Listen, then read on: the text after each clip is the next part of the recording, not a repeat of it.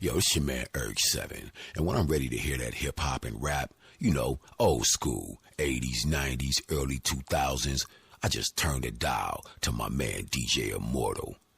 We getting it on. Don't touch that dial. You're in the mix with Outlaw Radio Live.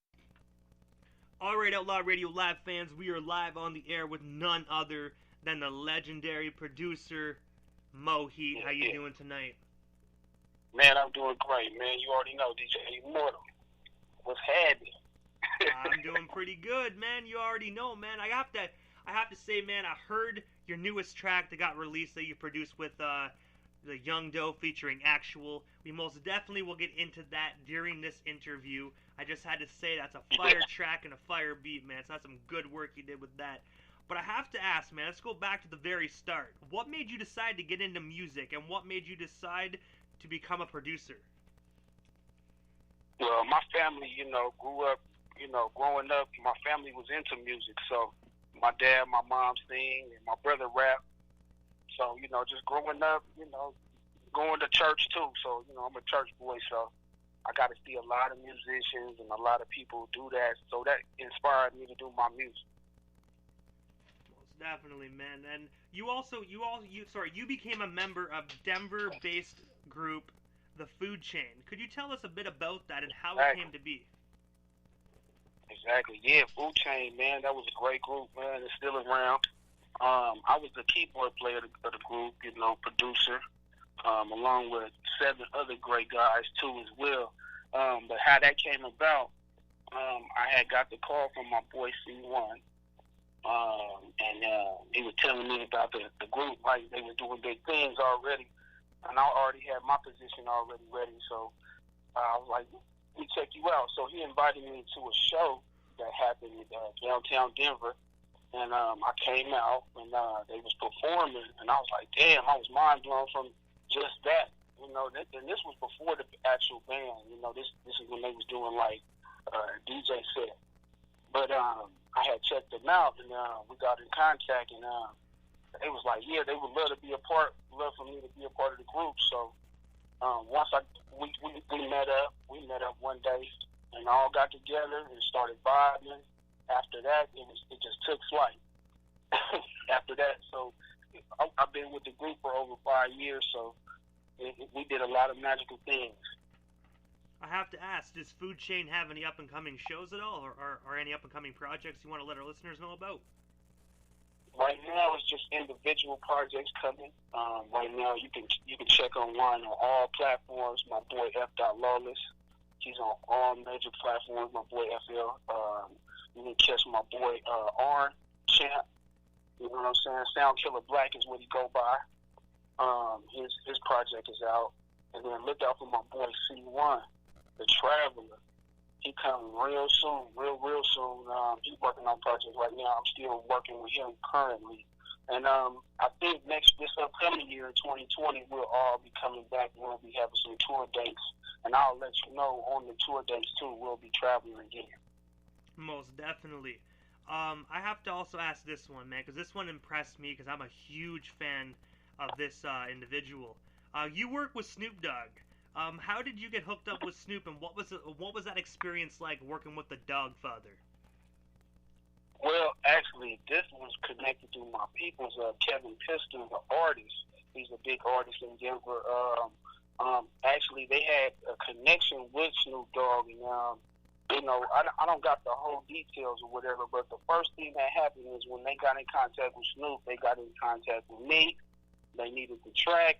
I was like, oh, yeah, this was a great opportunity to get the legend on my music so the world can hear it. They picked the track. They got it done. They got Snoop on it. They sent it back to me. So I wasn't actually there on that particular track. But yeah, they sent it back, man. It was just a pleasure just to even just get his voice on my music. It was a great feeling. Either way, you didn't get a chance to be in the same room as him, but like you said, at least his voice is on your music, man. That's an amazing experience.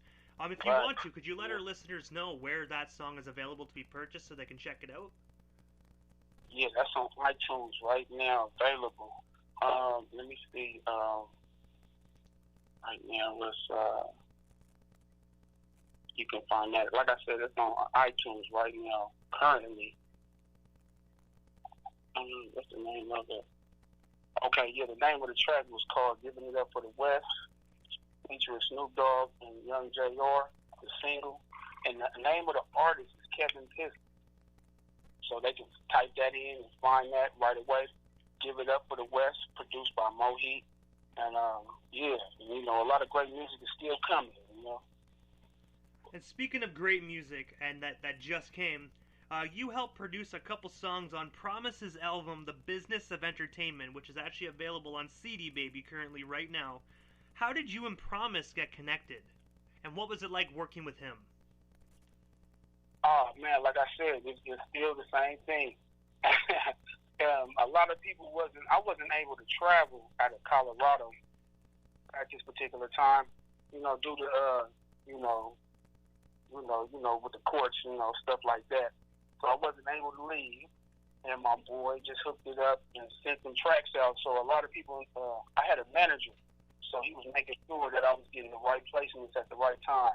And that's how I got hooked up with Ninth Wonder as well, too. So, just great management. That's all I'm gonna say. Great management is definitely the key to having good placements too. So I'm gonna say that. I also got to say shout out to Promise as well for getting us connected with this interview. Right. Shout out to him. I got to say thank you to him. He's listening tonight as well. You know, he just he just gave a shout out to you, so I wanted to bring that up quickly. Right. Shout out to Promise, man, because right now I got his direct, so I've been talking to him lately because he found me. He found me actually too. So it's dope though that we connected now. So I'm on his new stuff now. I don't know the name of the new stuff. You know, currently he gonna send me all the information back, and we're gonna definitely get that working. But he got some amazing music from me. I can't wait for you guys to check that out. You know what I'm saying? So, you've also worked with Big Pooh of Little Brother. How did you and him get connected? What was that experience like? Yeah, that was a dope experience too, working with one half of the legendary group, Little Brother Big Pooh. I got a chance to do 2 songs with him, one by himself, and then the one featuring with Carlina Duran. Oh man, just working with him. He's in Denver. Often with my boy C1. Thanks to C1 again. Shout out to my boy, man, making that happen. Without him, you know, he's part of the food chain, the group. So without him, it definitely wouldn't have happened. Like, cause I guess he's real close with everybody in the game. So he made that happen when he came to Denver. He picked some tracks, and we went from there. And then I think 3 months later, he had 2 tracks ready. That's crazy. That sounds like a really awesome experience for sure. Yeah. And you also work with Ninth Wonder. What was that like working with Ninth Wonder, man? Ninth Wonder, it was great, man. When he first seen me, he was looking for me, actually. The story's so funny, though. He be asking all the time, where Moheat at? Where Moheat at? But that's my boy. Shout out to Ninth, man. That's my boy. But how that came about, same thing. Shout out to my boy C1, my management. He definitely got in contact with some new producers. He sent them an email, and he picked some stuff, and it so happened to be mine. He was like, man, let's keep working. What else more he got? So he kept sending them tracks, and he picked quite a few, and I got a chance to work with Big Pooh. I got a chance to work with what's his name, Big Remo, and a lot of other different features from over there at Jumbo Records. But when he came to Denver, we was at the Bluebird, and I got a chance to meet him in person, shake his hand. So right now, we still currently talking. We still in network. So we got reunited. I had lost his contact for a minute, but we got reunited. Hey man, that's what's up. And so back to the food chain, your food chain group. I have to ask this, man. This is the one I've been excited to ask about because this is such a cool thing. I've never really heard of a rap group actually having something like this. But you guys have your own station on Pandora. Can you tell us a bit about that, and how did that come to be? How does it feel having your own radio station that's based on your group? Man, that was dope. Actually, to hear the announcement, we had the meeting. Working with the group definitely opened up some doors because we was on the South by Southwest. So when we got a chance to go out there to Austin and headline the show, opened up before the headliner. I'm sorry, 50 Cent Eminem. We actually hooked that up around that time. That happened. I think that was in 2015 was when that happened. So just definitely networking, meeting the right people. Shout out to Francois, the group manager. He made that happen. Shout out to Francois. Without him, it wouldn't have happened. We wouldn't even been at the function if it wasn't for him. So shout out to him for making that happen. Making that happen on XM Radio, Sway in the Morning. So that definitely helped out. So back to when you just recently said opened up some doors. This is another big door opener for Food Chain. You both opened up for Method Man and Redman. What was that experience like actually opening up for those guys, man? And how did that concert come to be, man? Yeah, that was perfect. That was in Denver, Colorado. We got a chance to kick it with them backstage. That was cool. Like, you know, they so down to earth. They so down, man. They smoke a lot of big weed. You know, Denver, Colorado is the capital of the weed smoke. So that was definitely a great vibe with them. Sold out show. I believe that was at Cervantes, and getting hooked up with them was dope. Same thing. Our management hooked that up, and we got a chance to do a mini tour with them actually. So usually, anytime you're in Colorado, Fort Collins, downtown Denver, we're definitely following them at any big venue that they're at. So it was a pleasure to work with them. It's always fun. Anytime they're in town, they always invite us back. Like, they be having us come all the time. So I have to ask this, man. Since, as we all know, Method Man and Redman, they're big smokers. Did you share a blunt with Method Man and Redman? Yeah, you know it. I had to ask, man. Yeah, you know it, man. It was cool too. Like I say, they so cool. They like your brothers, like your neighbors. Like, they don't act like they're superstars. You know, for that great movie that they made, How High. You know, they just regular people, and they was like, here, man. But it was like the fattest blunt I ever smoked too. So let's talk about that. Like, oh man, it was crazy. Probably fucking crippled you, bro. It just crippled you. You're like, where are we at again? That's crazy.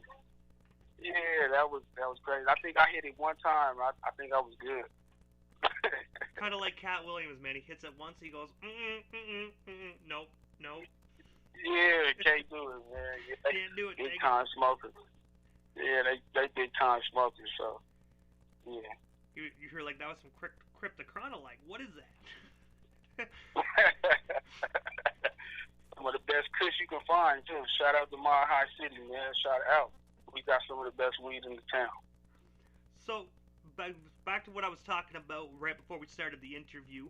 You just produced a new single by Young Doe called Young Homie featuring Actual. Can you tell us tell us how the three of you got connected, and what was it like working together? Also, where can people buy that single? Oh yeah, that's on all streaming platforms right now too. On I think it's on CD Baby, Amazon, all the places that you can buy music is available right now.